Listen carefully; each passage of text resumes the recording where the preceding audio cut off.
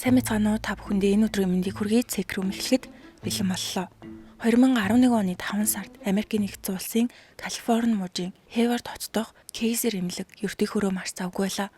Өвчтнүүд тасралтгүй ирж эмч сувлагч нар нааш цаашгүй үлдсэн завгүй өдөр тэнд дадлага хийжсэн 26 настай сувлагчийн ангийн оюутан Мишель ч муу адил завгүй байв. Тэр Самуэль Мэрид их сургуульд сувилгын чиглэлээр сурч исэн бөгөөд төгсгийн өмнөх сүүлийн дадлагын нэмлэг дээрээ тэр янз бүрийн тасгаар ажиллаж хамгийн сүүлд үзлэхийн өрөө болон төрөх тасгийн оронд ээлжлэн дадлага хийжсэн бөгөөд 2011 оны 5 сарын 27-нд Мишелийн дадлагын хамгийн сүүлийн өдрөөс орой 10 цагт ээлжээ дуусгаар найзуудтайгаа уулзаж тэмдэглэнэ гэж бодож исэн ч нөгөө талаас бага зэрэг дарамттай байсан нь дадлагын дүнгээ авах ёстой. Профессор Роза үнэлгээ авахын тулд хэд хэдэн зүйл дээр анхаарах хэрэгтэй гэж зөвлөсөн. Мишелийн хувьд онц сурдаг оюутан байсан учраас яаж авах вэ? Юун дээр анхаарах ёстой юм бол гэж бодонгоо ажиллажгаад орой 10 цагт харах ёстойч 7 цагт амралтын цагаараа хамт ажиллаж исэн сувлагчтай машинаас аваад ирэй гэж хэлээд гарсан. Хэдэн минут өнгөрсний дараа Мишелийн дадлагын багш Роза дээр эмнэлгийн хамгаалтын ажилд ирээд өнөөдөр Мишелийн сүүлийн өдөр. Гэхдээ тэр шаардлагатай бичиг баримтан дээр гарын үсэг зураг байна гэжээ. Роза Мишель рүү залгаж мессеж бичсэн ч хариу өгөхгүй байсаар 9 цаг боллоо. Бусад дадлагын оюутнууд бүгд Розагийн өрөөнд сүүлийн дүнгээ авахар цугласан ч Мишель ирсэнгүй. Роза Мишель ийм чухал үед ирэхгүй байх хүн биш гэж санаан зовж эхэлжээ. Ингээд Роза Мишелийг сайн мэддэг нэг оюутныг хамгаалтын ажилтнтай дагуулж эмнэлгийн зогсоол руу явдаг. Дадлагын оюутнууд ихэвчлэн машинаа 3 давхрын зогсоол тавьдагч тэнд Мишелийн машин байсангүй. Түүний машин 2010 оны Honda CR-V. Роза өөр газар тавьсан болов уу гэж бодоод хайжитал гинэт цагаан CR-V зогсоолоор дээш гарч ирдэг. Роза Мишелийн машиныг хараад гараараа даллаж зогсоох гэж оролцсон ч төр зогсноо гинэт арагшаа ухраад буцаад доошо буужээ. Роза араас нь гүйж оцсон ч машин хурдаа нэмэн зогсоол дотор тавхиж бараг хосолдох шахаад гарч явсан. Роза Мишель намайг харсан байх ёстой. Яагаад цухтаж байгаа юм бол гэж гайхаад тэр дороо Мишель рүү залгасан ч утсаа авсангүй. Дууд мессеж үлдээгээд ч хариу алга. Бусад оюутнууд Мишель рүү залгаж холбоо ярихыг оролцсон бөгөөд хуучин найз залуутай нь холбогдсон ч түүний талаар юу ч мэдэхгүй гэжээ. Эцэст нь профессор Роза цагдаад мэдэгдэж орой 10 цагт цагдаа нар эмнэлгийн зогсоолд ирээд хамгийн түрүүнд машиныг жолоодж исэн хүн Мишель мөн байсан уу гэж Розагаас асуухад сайн харж чадаагүй. Машин нь танил харагдсан болохоор Мишель гэж бодсон гэж хариулжээ. Цагдаа нар Мишелийн явсан маршрутыг шалгадаг. Зогсоолын байрлал эмнэлгээс алхаад ойролцоогоор 10 минут гүүрээр дамжиж очдог бүтцтэй. Мишелийн амрах цаг ердөө 15 минут. Ийм богино хугацаанд машин руугаа явсан гэхээр яаралтай эрэхтэй байсан байх гэж үзэхэд хүргэдэг. Мишелийн цүнх оюутнуудын амралтын өрөөнд үлдсэн бөгөөд зөвхөн гар утсаа авч гарсан. Өөрөөр хэлэх юм бол машинаа унаад явна гэсэн бодол байгаагүй. Цагдаа нар цагийн дараалал, хөдөлгөөн, нөхцөл байдлыг бүгдийг нь тэмдэглэж авсан. Гэхдээ Мишель насан турш ажлын байрнаасаа гарсан ч хууль зөрчөөгүй. Магадгүй сувлагчийн ажил надад тохирохгүй маань гэж бодоод гинэт явсан ч гэж болно. Ийм боломж бага ч гэсэн цагдаа нар маргааш болтол хүлээхээр шийдсэн. Маргааш нь 5 сарын 28-ны Бямб гарагт Мишелийн найзууд шүнжэнгөө холбоо барих гэж оролцсон тул хуучин найз залуу Томын чаас Мишелийг алга болсныг мэдээд түүний үеэл Кристин рүү Мишельтэй холбоо ярьж болохгүй олдохгүй байна гэж мессеж өчжээ. Мишель Кристин хоёр бараг төрсөн ихч дүүс шиг дотн бөгөөд Кристин өчигдөр дадлаган дууссан болохоор найзуудтайгаа зугаалж байгаа хаа гэж бодоод тоогоогүй. Нөгөө талд Мишелийн төрсөн дүү Майкл Томигоос Мишель алга болчлоо гэсэн мессеж авсан ч Майкл саяхан их чинь Томигоос талтныг мэдчихсэн тул салсан үнэ хайгаад ах нь арай хитрхи юм шүү гэж бодоод үл тоожээ. Удалгүй Майкл руу Мишелийн сургуулийн профессор өөрөө залгаж түүнийг сургаггүй алга болсон гэдгийг хэлэхэд одоо л нэг юм ихчт нь ямар нэгэн зүйл тохиолдсон гэдгийг ойлгосон. Ингээд Мишелийн найзууд гэр бүлийнхнээс нь төрүүлж санаа зовоод Бямб гарагийн өглөө Хейвард цагдаагийн хэлтэст цугларсны дараа гэр бүлийнхэн нь нэрж Сан Францискогоос хүртэл найзууд нь яаралтай ирсэн. Учир нь Мишель дадлагаа дуусгаад орой 10-аас тарж найзуудтайгаа уулзаад Ренот руу явахаар төлөвлөсөн байжээ. Тэд Сан Францискогийн нэг кафед уулзах ёстой байсан ч Мишель ирээгүй бөгөөд ямар ч холбоо бариагүй. Хэргийг хариуцсан мөрдөгч Рич найз нөхөд гэр бүлийнхэнтэй нэг бүрчлэн ярилцаж чухал мэдээлэл олсон нь Мишелийн машинд Лоу Жак хяналтын төхөөрөмж суурилсан байжээ. Машин хулгайгаас хамгаалах байршил тогтоох төхөөрөмж. Машинаа саяхан авсан болохоор өөрөө суурилсан гин. Цагдаа нар төхөөрөмжөөр байршлыг шалгахад удалгүй нэг нь 5 аваас хорооллоос сигнал ирсэн. Энэ газар нь Мишелийн ажилдаг Кейсер эмнэлгээс ердөө 800 метрийн зайтай. Алхаад очиж болохоор машинаар бараг 1 минут яваад очих боломжтой. Цагдаа нарыг очиход Мишелийн шинэ Honda CR-V 5 аваасын зогсоол таах ба түүгжээтэй дотор нь Мишель байсангүй. Машин бүрэн бүтэн шилэн хагараагүй, ослын шинжгүй харагдах ба арын суудал дээр шопинг бэг, задгай, Амазоны хайрцаг, гутал, эмийн сангаас өгдөг эмний уут, нэг лаз хийжүүлсэн ундаасан. Тухайн үед цагдаа нар шууд машиныг хүчээр онгойлгож чадаагүй. Учир нь шүүхийн зөвшөөрөл байхгүй. Гэмт хэргийн тодорхой шинжилгээгүй. Тэгвэл яагаад машин энд зогсож байгаа юм бол? Энд найз гэр бүлийнхэн нь амьдардаг юм болов? Гэтэл тэнд амьдардаг хүмүүсийн хинэн ч Мишелийг танихгүй байлаа. Ингээд цагдаа нар машиныг шүүх шинжилгээнд өгөхөөр чирэгч машин дуудаж авч явсан бөгөөд энэ үеэс эхлээд хэрэг албан ёсны сургаггүй алга болсон хэрэг болж бүртгэгдсэн. Гэр бүл найз нөхд нь Мишелийн зурагтаа тараах утас хэвлэж хаа сайгүй тараадаг. Гэтэл Мишель алга болсны маргааш өдрийн 12 цаг 45 минут орчимд гинэт Мишелийн найзууд руу зэрэг мессеж ирж эхэлсэн. Илгээгч нь Мишель. Мессежний агуулга нь би алга болоогүй. Утас жоохон асуудалтай байна. Бүх мессеж устсан. Та нар тасралтгүй мессеж үжидсэн болохоор цэнэгч дууссан. Би зүгээр л жоохон амармаар байна гэдэг. Мөрдөгч Рэж энэ ноцтой асуудал учраас шууд холбоо харна гэхэд Мишель одоо цэнэглэгч хайж байна. Дуудлага таслаад байна гэсэн хариу иржээ. Өөрөөр хэлэх юм бол цагдаа хүртэл ярьж чадахгүй гэсэн тайлбар өгсөн. Гэтэл нэг цагийн дараа 14 цагт бүх холбоо тасарсан. Ингээд хүмүүс мессеж бичсэн хүн бол Мишель биш. Хин нэг нь түүний утсаар бичсэн байна гэж бодож эхэлжээ. Одоо бүгдээрээ Мишелийн талаар ярилцъя. Мишель Лей 1984 оны 10 сард Калифорни мужийн Сан-Диего хотод төрсөн. Түүний эцэг эх нь Вьетнамаас ирсэн цагаачд. Тэрээр дүү Майкл болон аавтайгаа гуруулаа амьдардаг. Гэрийнхний ойролцоо хамаатнууд нь ч бас амьдард юм байна. Тэр дундаа Мишель үеэлүүдийнхээ хамгийн том нь учраас бараг ээж шиг халамжтай түшигтэй ихч байсан. 14 настайдаа ээжигээ хөхний хорт авч араалтаж аав дүү хоёртойгоо аавынхаа төрсөн дүүгийн гэрлөө нүүсэн. Тэр аавга ихчийнх нь охин өмнө нь дурдсан үеэл Кристин. Мишелээс 3 насаар дүү найзууд шиг дотн байсан. Ахлах сургуульд ороод Мишель гэрээсээ 15 минутын зайтай ахлах сургуульд суржээ. Тэрээр олон найзтай сурлага сайтай нэр хүндтэй сурагч исэн бөгөөд ганцаар зөвхтүүдийг анзаарч анхаарал тавьдаг сайхан сэтгэлтэй охин байсан. Нэг өдөр сургуулийн хоолны үеэр ганцаараа сууж байсан охиныг харсан Мишель төрүүлж очиод нэрийг нь асууж хамт хооллосон. Тэр охиныг Жизель гэдэг бөгөөд явандаа тэд хамт хооллдог, ярилцдаг маш дотн найзууд болжээ. Мишель маш нийтжвал Жизель даруухан, тотгошоо учраас Мишелийг дэрэгдээ байгаа талархдаг байсан. Жизелийн эцэг их Филиппин гаралтай, хоёулаа Аз гаралтай болохоор ойлголцох зүйл их байсан гэж ярьдаг. Дараа нь их сургуулийн мэргэжлээ сонгох үеэрч хоёулаа совилгчийн мэргэжил сонгож нэг их сургуульд орохыг хүссэн ч хоёр өөр сургуульд илсэн. Хоорондоо машинаар 1 цаг орчим зайтай. Гэтэл 1 жилийн дараа Мишель Жизелийн сурдаг Сан Францискогийн их сургууль руу шилжиж удаан мөрөөдсөн хамт амьдрах мөрөөдлөө биелүүлэн Жизель сургуулийнхаа кампусыг танилцуулж шинэ орчинд тасахтан тусалжээ. Тэдний дунд Скот гэх хэрэгтэй оюутан байсан бөгөөд Мишель үерхэх шахсан ч өөр залуу таалагдаж найзуудаараа шийдсэн. Гэтэл 2003 оны намар Скот Жизель хоёр дотносож удалгүй иржээ. Мишель надтай болоогүй ч найзтай маань илүү тохирж ийнгээд чин сэтгэлээсээ дэмжсэн. Тэр үед Мишель өөр найз залуутай байсан учраас дөрвөлээ хамт болцох үе их байсан гинэ. Энэ үеэс эхлээд Жизель Скотод бүр их татагдаж бүх анхаарлаа хандуулж эхэлсэн бөгөөд хамгийн сайн найз Мишельтэйгээ цаг өнгөрөөхөөс Скоттой болцох нь илүү чухал болсон. Харин нөгөө талд Мишель өөр сувилгын хөтөлбөрт орохоор бэлдэж хичээлдээ тарагдаад маш завгүй байлаа. Ингэж авсаар хоёр найз багаар холдож ойролцоогоор жил хагасын хугацаа өнгөрөв. 2005 оны хавар Жизель 21 настай болж удаан хугацааны дараа Мишельтэй гинэт холбоо ураад жирэмсэн охинтой болно гэдгээ хэлж эндээс хоёр найзын амьдрал өөр замаар явж эхэлсэн. Жизель Скоттой гэрлэлгүй 10 сард охин Изабеллагаа төрүүлж хүүхдээ өсгөх хэрэгтэй учраас сургуулаа орхиод хүүхдээ асрах төвд ажиллаж амьдралаа залгуулах болжээ. 5 жилийн дараа 2010 онд Мишель Самуэль Мерит их сургуулийн сувилгын ангид элсэн. Нийт 3 удаа сургууль сольсон гэсэн үг. Яг ямар шаттай амжилт туулсныг нь тодорхой мэдгүй ч бүгд сувилгын чиглэлээр гэсэн. Энэ хөтөлбөр нь 2 жилийн курс боловч маш шахуу эрчимжүүлсэн хувилбар нь 1 жилдээ багтаад төгсдөг. Ороход маш хэцүү хөтөлбөрч Мишель тэнцэж энэ баяртай мэдээгээ Жизельд хэлэхэд чамайг чадна гэдгийг мэдчихсэн юм а гэд Скотоос салсан тухайгаа хэлжээ. Хүүхдтэй болсон мөртлөө салсан гэдгийг нь сонссон Мишель гайхаж тусламж хэрэгтэй бол хэлээрэй гэдэг. Тэд хаяа холбоо барьдагч байнга уулзах боломжгүй болжээ. Тухайн үед Мишелийн аав ажиллаар Вьетнамд байсан тул дүү Майкл үеэл Кристи хоёр түнд хань болдог. Мишель Кристи хоёр ирээдүйн төлөвлөгөөгөө ярилцаж сувилгын 1 жилийн курсээ дуусгаад том хотод хамт амьдрахыг хүсдэг байсан бөгөөд Мишель ч 1 жилийн хугацаанд маш их хичээсэн. Тэгээд төгсгөө өмнөх эмнэлгийн дадлахын хамгийн сүүлийн өдрөө машинаасаа эм аваад ирэй гэж хэлээд хор сургаггүй алга болжээ. Хэд хоногийн дараа цагдаа нар зогсоолын хяналтын камерын бичлэгийг шалгахад Мишель орой 7 цагийн үед явган үнийг гүүрээр хурдан алхаж явна харагдах ба онцын сэжигтэй зүйл байгаагүй.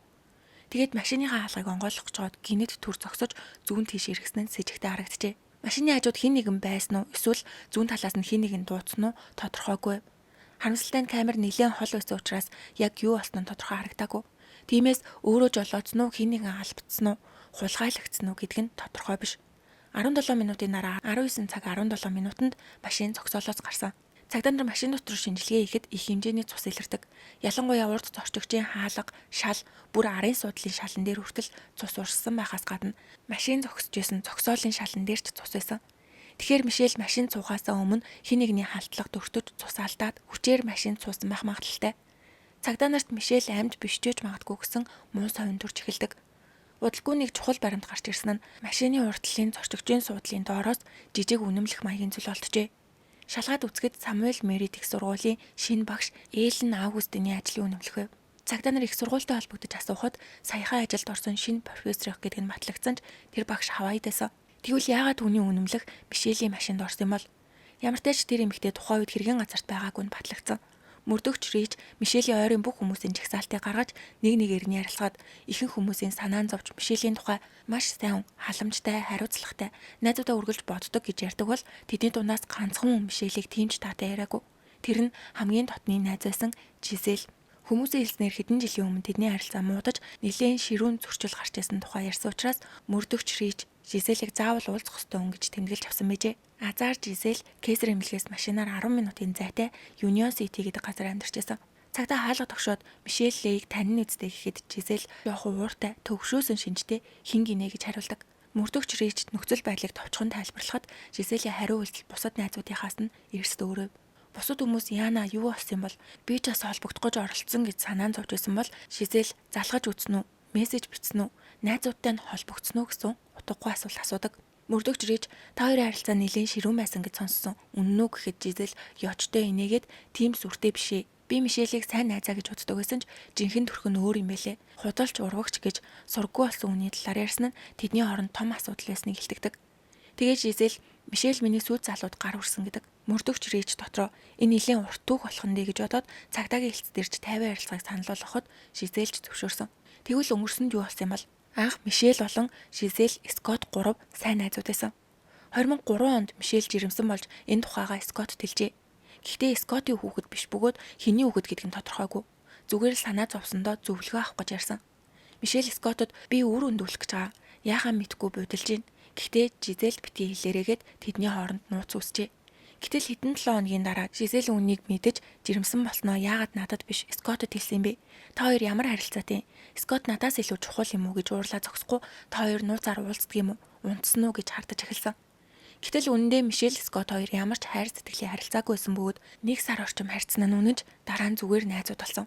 Гэвч Жизель итгээгүй. Тухайн үед Скотт Жизель хоёр он-офф харилцаатай хоорондоо 2005 онд жирэмсэн болж охин Изабеллан төрсний дараах сэтгэл готрол байсан уу яасан. Жизель Мишелийг улам хардах болж Скоттоос чи Мишельтэй холбоотой байгаа зү гэж байнга асуудаг. Скотт сүултээ хэрвээ чамайг хүсвэл Мишельтэй холбоогоо тасалж найз ахаа болио гэд хэсэгтэй охинтойгоо хамт 3 жил асуудалгүй байсан ч сүүлдээ харилцаа нь муудаж хүүхдээ хамт өсгөх шаардлагатай тул дахиад on-off харилцаатай болсон.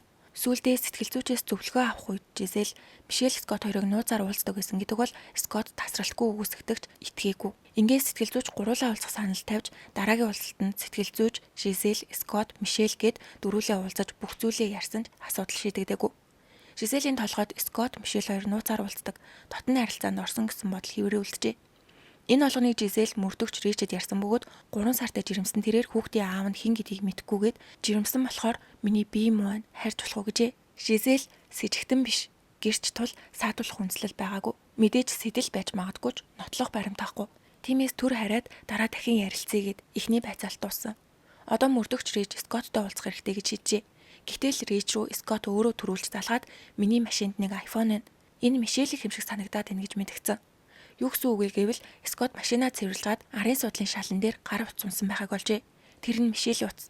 Тухайн үед Мишель алга болоод 2 хоног болсон бөгөөд өмнөх өдөр нь түүний дугаараас найзууд руу би зүгээрээ ганцаараа баймаар байна гэсэн мессежнүүд ирж исэн. Тэгвэл тэр мессежийг хэн явуулсан бол? Скотт би огт мэдгүй. Машинаа цэвэрлэхэд утас гарч ирсэн. Айгаад намайг сэжиглэх байх гэж бодоод шууд цагдаад мэдгдсэн гэжээ. Хэрвээ Скотт үнэхээр хамаагүй бол хин нэгэн зориуд түүний машиныг онгойлгоод утсыг дотор нь хийсэн байх ёстой. Нөгөө талаас Мишелийн гэр бүлийнхэн маш бухимдалтай байлаа. Яагаад гэвэл мөрдөгчөд мэдээлэл бараг л өгөхгүй.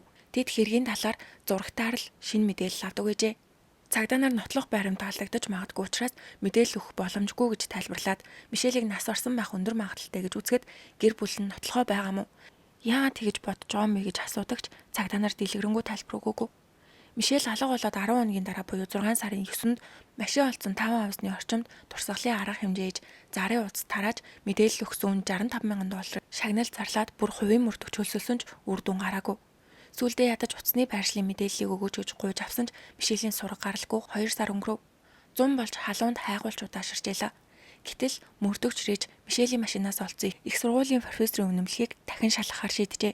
Тэр үнэмлэх Самуэль Мерит их сургуулийн профессорох бөгөөд хаалга нэх Карт Килбрийн үнэмлэх байсан тул Рич сургуулийн тусламжтай үнэмлэх хаана ашиглагдсныг шалгахад Мишелийг алга болохоос нэг өдрийн өмнө 5 сарын 26-нд шинээр ажилд орсон профессор Эллен Аугустын дөхөөр хүний нөөцийн албанд урьдчилж бэлдсэн байсан бөгөөд алга болсон мэжээ.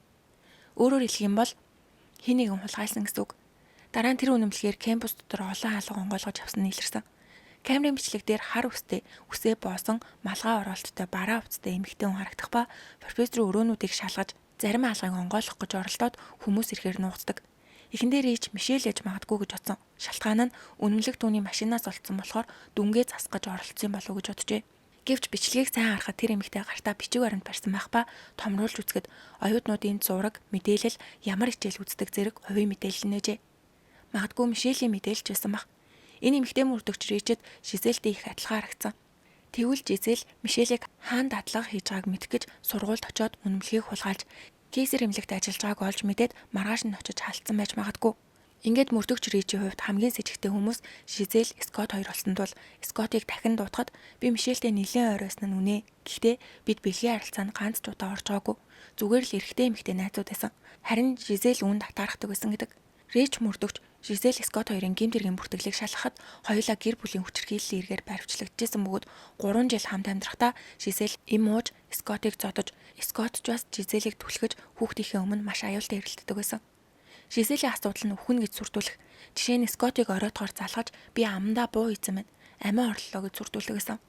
Нэг удаа бүр зам дээр хэвтэж сүрдүүлсэн учраас Скот айж эцэст нь 3 жилийн дараа салжээ.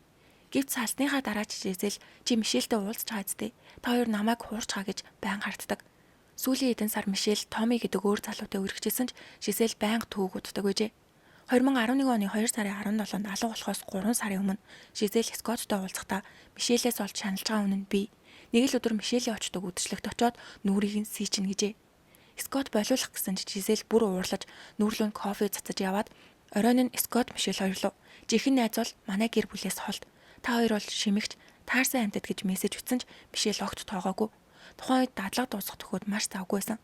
Гэтэл үл тоосон нь Жизелийг улам уурлуулж Мишелийн найз залуу Томи руу Мишель Скот хоёр явуулдаг гэж хэлснээр тэд ч бас салсан. Цаг хугацаа өнгөрөх тусам Жизель бүр аимшигтай занал хэлж Скот руу Мишель надтай холбоо барихгүй бол утгагүй асуудал үүснэ. Тэр өөрөө булшаа ухаж байна. Би түүнийг сүрүүлнэ гэж мессеж өчжээ. Мишель алга болохоос 1 сарын өмнө Жизель, Скот хоёр охинтойгоо хамт машинд явж итэл Жизель уурлаж үннийг хэлэхгүй бол чамайгч Мишелийг ч ална гэж хүүхдийнхээ өмнө хэлсэн. Энийг сонссон охин нь айхад ээж нь худлаа ярих дурггүй гэдэг. Энэ олгон нь бүгд бичлэгт үлдсэн. Учир нь Скот асраа хамгаалах маргаанаас болж Жизельтэй уулзах болгондоо байнга бичлэг хийдэг байжээ. Мишель алга болохоос 7 хоногийн өмнө 5 сарын 20-нд Жизель Скотын гэрт очсны дараа Скотын машины дэлгүүр алга болсон. Хэрвээ үнэхээр Жизель хулгайсан бол Мишелийн айфоныг Скотын машинд хийсэн байх боломжтой. Ингээд мөрдөгч Рич Жизелийг гол с ิจ гтэн гэж үзээд сургуулиас үнэмлэх хулгайлсан эмэгтэйг Жизель мөн гэдэгт бараг итгэж түүнийг дахин дуудан илүү хатуу байцаалт хийж Мишельтэй хамгийн сүүлд хизээ холбоо ярьсныг асуухад алга болохоос хэдхэн хоногийн өмнө хариу өгөхгүйсэн болохоор дууд мессеж үлдээсэн гэдэг. Рич утасны бичлэгийг шалгахад Жизелийн утсан дээр тийм дуудлага мессеж байгаагүй. Харин өмнө нь Мишелийг дарамтлажсэн хуучин мессежнүүд нээсэн. Рич яагаад бичлэг алга болсон талаар асуухад Жизель автоматар устгагддаг гэсэн ч бусад хүмүүсийн дуудлага байсан бөгөөд дараа нь Мишелийн алга болсон өдөр Жизель кейсер эмнэлэг рүү 2 удаа залгасан нь илэржээ. Энэ талаар Жизель би жирэмсэн болохоор даатгалын талаар асуусан гэдэгч эмнэлгийн бүх дуудлага бичигддэг. Сонсоод үзтэл Жизель өөрийгөө Мишель гэж танилцуулаад миний дадлага эхэлсэн ч хаана очихоо мэдэхгүй байна гэд Мишелийн хуваар холбоо ойрох мэдээллийг олж авах гэж оролцсон мэжээ. Ингээд мөрдөгч Рич Жизелээс Мишелийг алга болсон өдөр юу хийснийг нь асуухад гадуур алхаж найзтайгаа яриад дараа нь жирэмсэн болохоор үзүүлэхээр кейсер эмнэлэгт очиж машинаа 3 давхар тавьсан гэжээ. Яг тэр давхарт нь Мишелийн машин цус байсан гэхээр тэд таарсан байх боломжтой. Мөрдөгч Рич та хоёр уулзсан уу, маргалцсан уу гэхэд Жизель сайн санахгүй байна. Би өмгөөлөгч дуудах хэрэгтэй юу гэдэг. Сэжигтнүүд ихэвчлэн өөрт нь ашиггүй зүйлээ санахгүй байна гэдэм байх. Жизель би Мишелийг машиндаа сууж байгааг харсан. Бас нэг эрэгтэйтэй л уулзахаар явж исэн биз. Угаасаа Мишель ирчүүдтэй их орооцолддог гэж доромжилсан өнгөөр ярьжээ. Дүгнэж хэлэх юм бол Мишелийг харсан нь үнэн, гэхдээ ярилцаагүй холоос харсан гэж л мэдүүлсэн. Мөрдөгчид Жизелийн утсыг шалгаж гэртэн нэгжлэхийн ДНХ шинжилгээ хүртэл хийсэн. Шалгах явцад Мишель алга болохоос 3 хоногийн өмнө 5 сарын 25-нд Жизель шүүхэд очсон тогтоогдсон. Учир нь Скот хүнээс таслан зэрэглэх арга хэмжээ агуулгаар шүүхийн хамгаалалт хүсжээ. 5 сарын 25-наас 27-ны хооронд Жизель Кейсер эмнэлэг болон Самуэль Мерит их сургууль руу нэлээд олон удаа залгаж Мишелийн шинэ утасны дугаарыг мэдэх гэж оролцсон ч чадаагүй тул маргааш нь сургууль дээр очиж профессорын үнэмлэхийг хулгайлаад Мишелийн мэдээллийг хайсныхаа дараа эмнэлэг дээр очиж машин хаана байгааг дадлага нь хизээ амардаг зэргийг олж мэджээ. Мишелийн алга болсон өдрийн 15 цагаас 21 цагийн хооронд Жизелийн утас эмнэлгийн орчимдээс нь нийлэрсэн ба орой 7 цагийн үед Мишель Жизель хоёрын утас хоёулаа эмнэлгээс хөдөлж хотын оролцоо хавцал руу яваад буцаж эмнэлэгт ирэх үед профессор Роза Мишелийн машиныг харж гараараа далжээ. Гэвч тэр үед Мишель аль хэдийн нас орсон байх магадлал өндөр байсан бөгөөд машин жолоодж байсан хүн бол Жизель. Ингээд Мишелийн цогцыг ойролцоох 5 авс орчимд орхиж маргааш нь Скотийн гэрт очиод утасны төвжийг тайлбарлахаар Apple Store оржээ. Ажилтнч баталгааг сайн шалгаагүй утсыг анлог хийж өгсөн тул Жизель Мишель уулж жүжиглээд гэр бүл найзууд руу мессеж илгээсэн байна. Жизелийн гэрээс цагаан гутал олцсон бөгөөд тэндээс Мишелийн ДНХ илэрсэн бол Мишелийн машины гэрэл дээрээс Жизелийн ДНХ зорчигчийн судлаас үс нь олцсон. 2011 оны 9 сарын 7-нд Жизель 1-р зэргийн хүн амны нэрээр баривчлагдсан ч бүгдийг үгүйсгэж цогц цаанаага хэлээгүй. 2011 оны 9 сарын 17-нд баривчлагдсанаас 10 хоногийн дараа Калифорнид Найлс Canyon орчимд үнэрч нохой Эмбер Мишелийн цогцыг олжээ. Энэ газарт Жизелийн утасны сигнал өмнө нь илэрсэн байв. Цогцолтод Мишелийн гэр бүл шоконд орж итгэж чадаагүй. Тэд Мишелийг амьд байгаа гэж эцсийн хүртэл найдсан ч 4 сарын дараа цогц нь олцсон. Калифорни халуун уур амьсгалтай учраас цогцонд задрал их явагдаж үхлийн шалтгааныг тодорхойлоход хэцүү байсан. Ингээд 2012 онд шүүх хурлуулж прокурор Жизель Скот Мишель хоёрыг нууц харилцаатай гэдэгт итгэж үцэн язандаа төлөвлөж алсан гэж мэдгдсэн бол Жизелийн өмгөөлөгч сэтгэл хөдлөлөөс болсон хэрэг учраас 1-р зэргийн аллага биш гэж маргасан. Гэвч Жизель найзаагаа мөшгөж гүтгээд бүр алсан мөртлөө хэрэгээ үлээгээгүй бөгөөд нас орсныхан дараа ч муулсаар байсан. Танхны шүүгчид хуралдаж 25 жилийн дараа тэнцэн суллагдах боломжтой бүх насаар нь орхиол оноожээ. Жизель Мишель дондох хэмжээнд анхаарч найз залуу Скот нь олон удаа үгүйсгсэн ч огт итгэлгүй Мишелийн нэрийг Google-с 300-аас олон удаа хайсан байна. Уг нь Мишель найзуудынхаа төлөө олон удаа тайлбарлаж гуруулаа хамт уулзаж бүр сэтгэл зүйчийн зөвлөгөөнд нь хүртэл очсон байхад Жизель огт сонсоогүй. Магадгүй Скот яагаад өөрийг нь орхисныг өөрөөсөө биш Мишелээс олсон гэж бодох нь илүү амар байсан баг. Хэрвээ энэ хэрэг болоогүй бол Мишель өнөөдөр маш сайн сувлагч болж хүсээдээс нь том хоттой амьдарч байсан баг. Өнөөдрийн бичлэг маань энэ үрээд дууслаа. Сувгтаа лайк болон subscribe дарахаа бити мартаарай. Дараагийн бичлэгээр уулзтлаа. Түр баяртай.